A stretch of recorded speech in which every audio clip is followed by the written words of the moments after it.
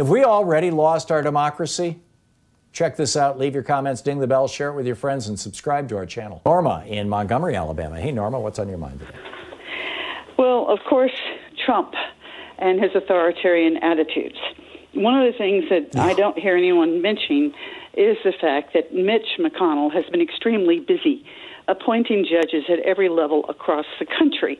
And most of these are coming off of your Federalist Society list. And if Trump continues the way he's going, and he even, say, suspends the election and makes himself the dictator, we could lose the Constitution. And I don't see anybody who's even concerned about this, because if they have the courts, how do we even present our arguments that this is what Trump is doing is illegal, and that what he is doing is undermining democracy and undermining the Constitution, and he can do whatever he wants to in January. That was my big concern when Paul Ryan said that, Trump will appeal this, or, states can appeal these things. And I was thinking, okay, Kavanaugh, Gorsuch, Thomas, Alito, and Roberts, not having a good feeling about this, basically. Yes, and are they willing to give up the country to maintain their position and support their great leader? This has to end. I think the answer is yes.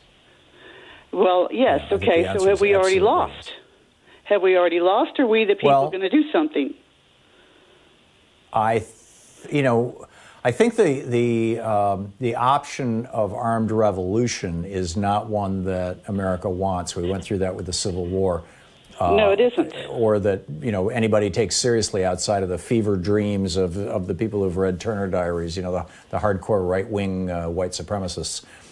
But I fully expect, Norma, that in November, look at what just happened in Wisconsin. I think in November we are going to see a blowout. I really do.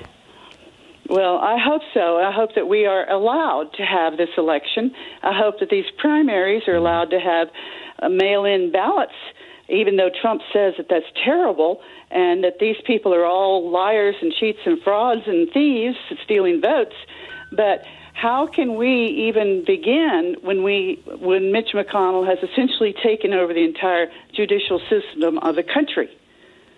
Where do we start? Mm-hmm. What is your situation in Alabama with regard to your ability to vote in November, Norma? Well, right now they have postponed the primary. It was supposed to be in March, and now they're talking about June. And so this primary is for Democrats and Republicans.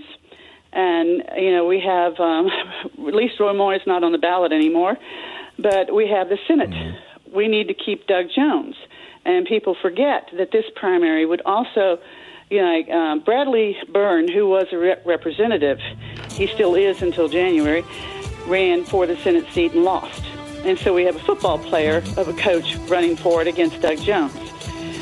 But it's supposed to be our primary sometime this summer, and I don't know when that's going to happen.